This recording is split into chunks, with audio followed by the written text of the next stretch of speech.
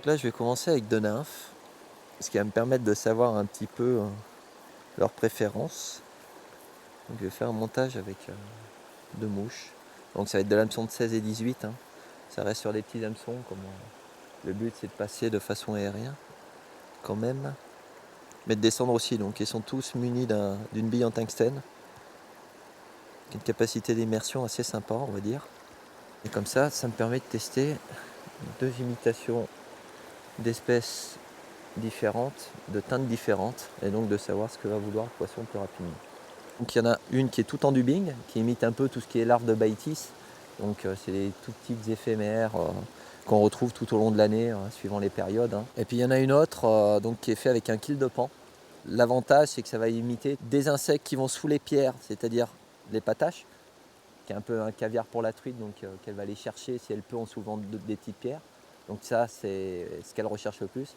Donc larves d'heptagénéidés, plécoptères, donc c'est les témoins de qualité d'eau. C'est toujours du 9 à 10 sur 10. Le tout, c'est de trouver ce qu'elles veulent au départ. Et donc bien sûr, quand on pêche comme ça, on a 2 fois plus de chances minimum de s'accrocher.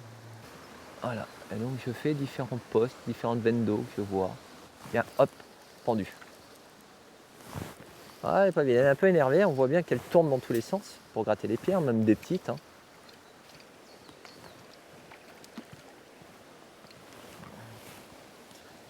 Alors bien sûr, une truite, c'est à 10 degrés en moyenne. Donc si on veut la toucher, nous, il faut qu'on soit à 10 degrés, sinon on la brûle. Et si on la brûle, ils n'ont pas les antibiotiques, donc résultat, elle crève. Donc je mets ma main dans l'eau froide pendant un certain temps pour refroidir. Une petite pépette. Ah, elle n'est pas fatiguée, hein. Tu vois, elle part. Et là, tu vois bien les zébrures. Hop. Et tu vois le réflexe. Un poisson qui est piqué, comme il est encore stressé, il se met derrière une pierre. C'est très surprenant, c'est que dans parfois très peu d'eau, on va rencontrer des poissons de taille correcte dans ces petits courants. Donc c'est un peu dommage de ne pas les faire. Tiens, on l'a une.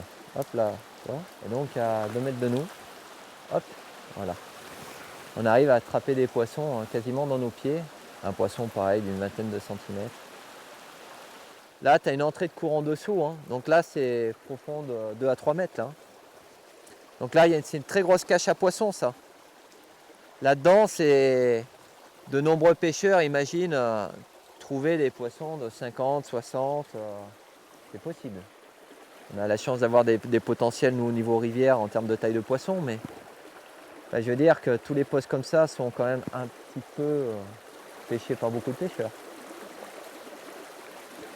Alors bien sûr, quand tu arrives dans une rivière, pour savoir ce que tu as dans la rivière, même si on est à une période de fin de saison, le meilleur moyen, c'est la retourne immédiatement. Et là, regarde, tu vois, bon, c'est tout petit, hein, mais regarde la vie.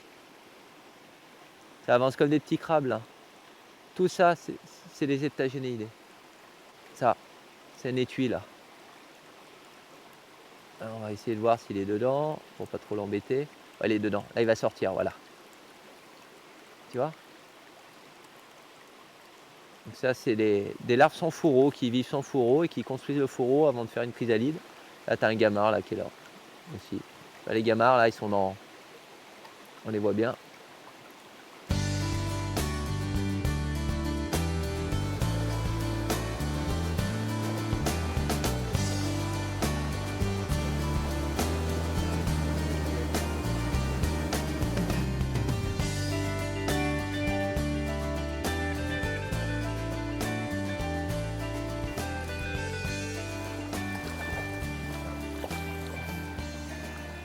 Un poisson normal, enfin. On va dire qui est le reflet plus de la rivière que ce qu'on a vu jusqu'à présent. Très beau poisson. Donc là, qui est au soleil, donc qui est jaune.